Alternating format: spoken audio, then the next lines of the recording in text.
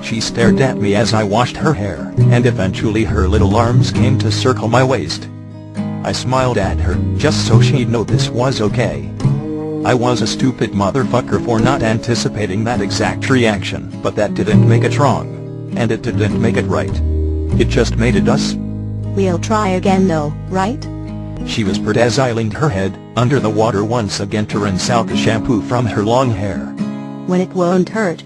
She asked with this adorable pleading look that almost made me forget the whole fucked up first attempt minutes earlier. I rolled my eyes and nodded. Even though, secretly, I was in no hurry to risk putting her through that shit again. It seemed to relieve her and her shoulders relaxed as I began washing her body. Washing me off of her body. A lot. And then I waited for you. Her bitterness at the fact she had failed at doing this one thing that seemed so important to her as I lathered her up and cleaned her skin. She always surprised me though. I think you missed a spot on my pancreas, Edward. She teased with a smile and a chuckle as I scrubbed every inch of her front really fucking meticulously. I smirked at her. Nothing wrong with being thorough. I shrugged one shoulder, massaging her breasts, and trying to make it appear as though I was just cleaning her so well because I enjoyed touching her. It wasn't the completely, but it wasn't the complete truth either. She quirked an eyebrow down at my very obvious erection that stood traitorously between us, but I just spun her around and washed her back. No fucking way in hell was I getting off after that. I dried her off and I took care of my girl as much as possible. It eased the guilt minutely. But as we dressed for bed and our separate bathroom routines became one, I felt really quite relieved. Because it was over and done with and there was no bitterness in her eyes as she got her little blue toothbrush out and began brushing her teeth with a grin at my reflection in the mirror. I just got out my green toothbrush and brushed my teeth right beside her. I smiled back. A lot.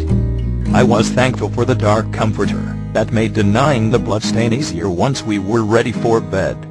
And when we were both curled up next to each other, we still caressed with love and tender and affection because it wasn't a fucking fluke or anything. I was having trouble coming to terms with the way I fucked it up, but I couldn't regret it and I never would.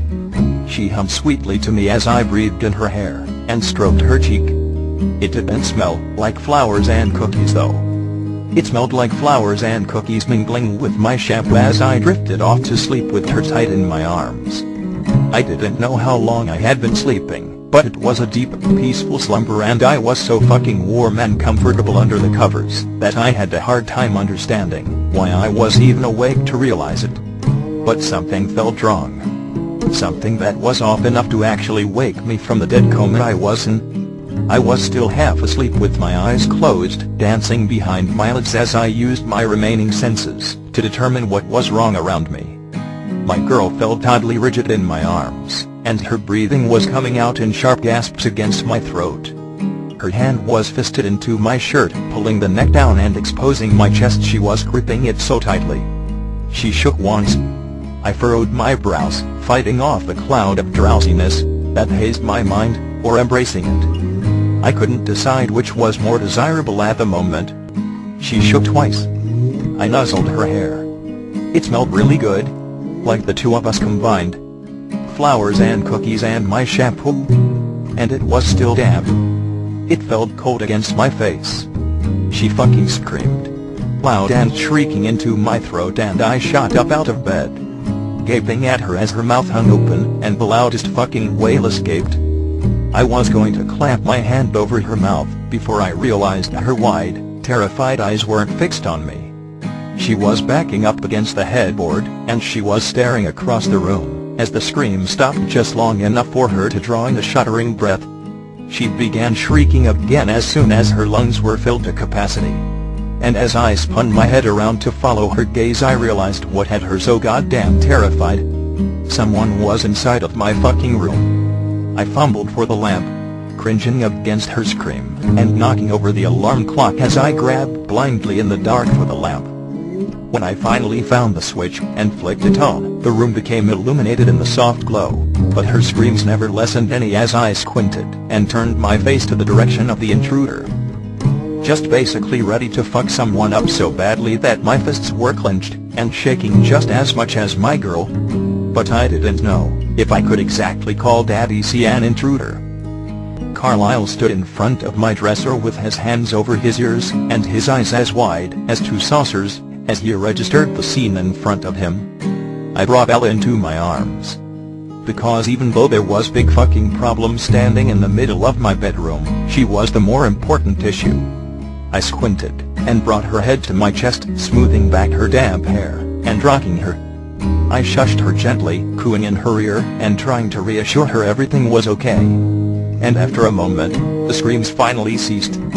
She still had her little hand fisted in my white shirt, and she was still shaking and gasping, but she finally realized what I had been trying to tell her all along. She slowly turned her head against my chest to peek at Carlisle through her damp locks, but his gaze was fixed somewhere else entirely. The clothes scattered on the floor. Jeans and shirts and the bra and underwear all scattered haphazardly across the black fucking hole of the universe surrounding my bed. His eyes wandered over the carpet, and his face paled as they finally rested on the empty condom wrapper resting on the bedside table. My heart sank and my stomach lurched as I watched his expression grow from confused to downright horrified. I just held Bella to my chest tightly as I stared at Carlisle's disbelieving face grimly. Because for the only time that night, my girl and I were both thoroughly fucked.